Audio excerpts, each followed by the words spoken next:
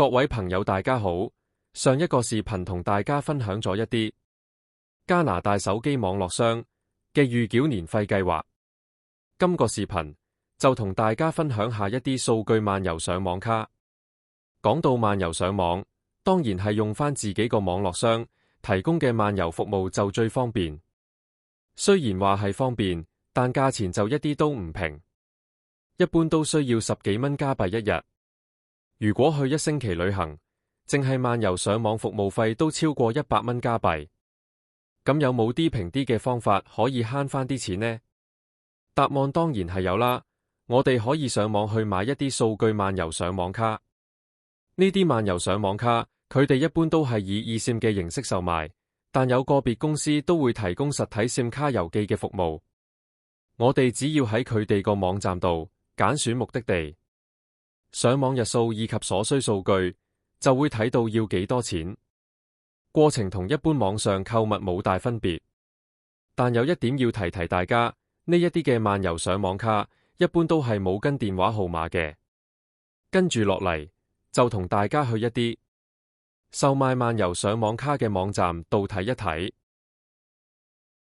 我哋首先入去香港個網站度睇一睇。喺儲值卡嘅位置嗰度按一下，然後揀選香港及旅遊套餐。裏面有好多唔同嘅數據漫遊套餐可以選擇。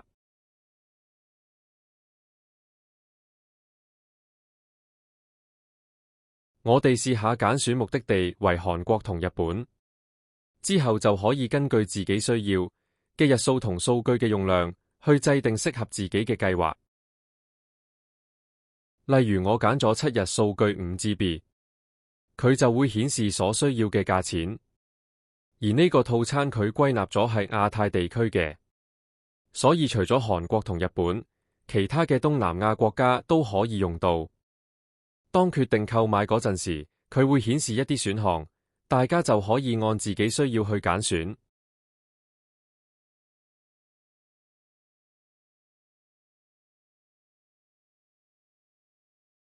仲有一個特別之處就係，呢個旅遊套餐，佢會提供一個香港電話號碼俾你，但個香港電話號碼需要實名登記咗之後先至可以用到。而電話卡就可以選擇eSIM或者實體電話卡，但實體電話卡只會郵寄去香港地區。跟住我哋再試下揀選其他套餐睇一睇。除咗有自選套餐之外，佢哋仲有24小時套票、30日套餐同埋365日套餐。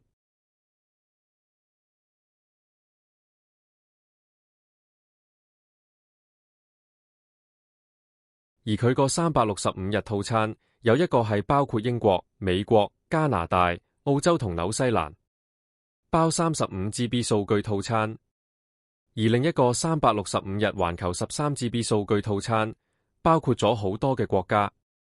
而呢兩個套餐都係大約需要50蚊加幣。心水清嘅朋友可能已經會諗到，個35GB 數據嘅套餐係包括加拿大。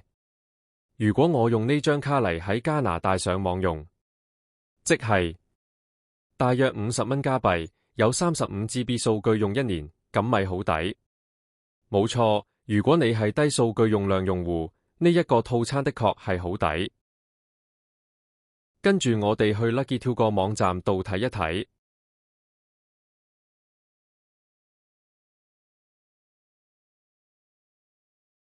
入到去之後，我哋喺漫遊數據組合嗰度撳一下。喺左手邊有個選單，我哋可以喺選單揀選我哋要嘅日數。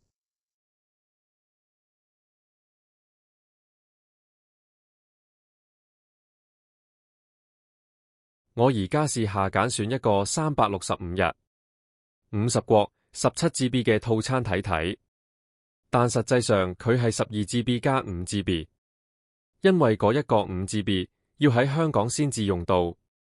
呢個套餐價錢大約18蚊加幣。你可以喺呢度直接購買佢嘅eSIM，又或者增值，將呢個套餐直接加落你嘅 Lucky 2電話卡裏面，跟住將個滑鼠向下碌，再睇多啲呢個套餐嘅詳細內容。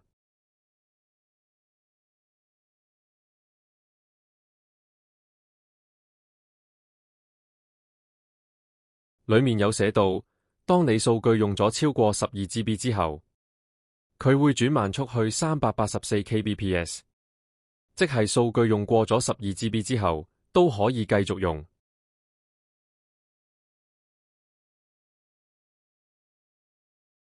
而呢個套餐喺美國同加拿大都可以用到嘅。撳入網絡商嗰度，就可以睇到喺唔同地區佢會用邊個網絡。喺加拿大佢會用貝爾或者研科個網絡。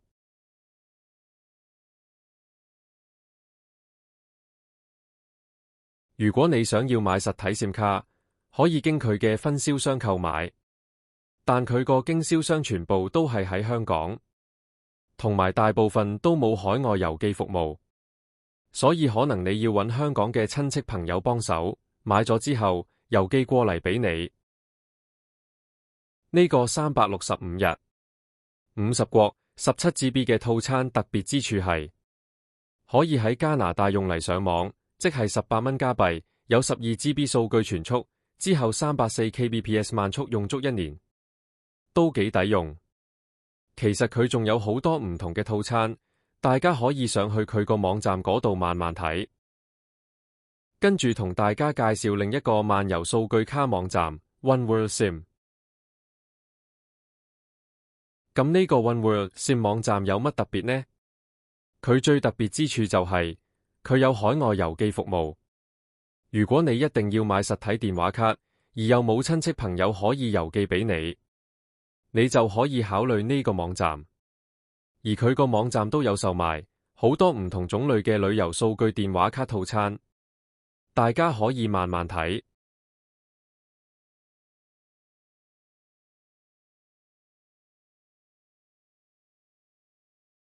我哋首先睇睇佢有乜嘢實體電話卡賣。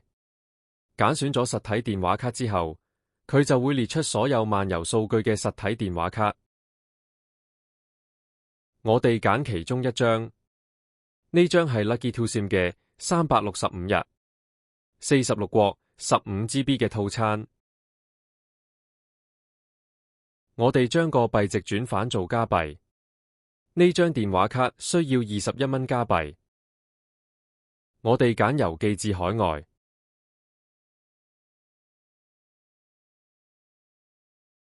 價錢變咗30蚊加幣。我哋將佢加入購物車，睇睇最終要俾幾多錢。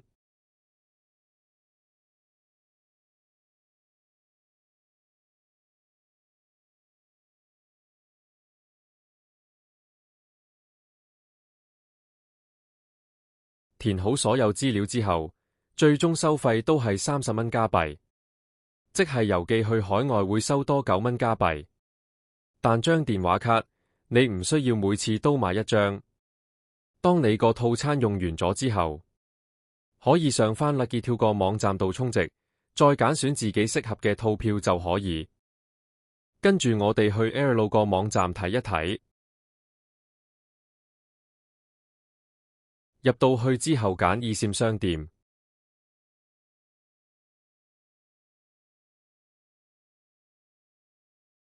跟住用個滑鼠向下碌，就會見到好多唔同嘅國家。跟住揀選我哋嘅目的地，例如我哋揀選日本，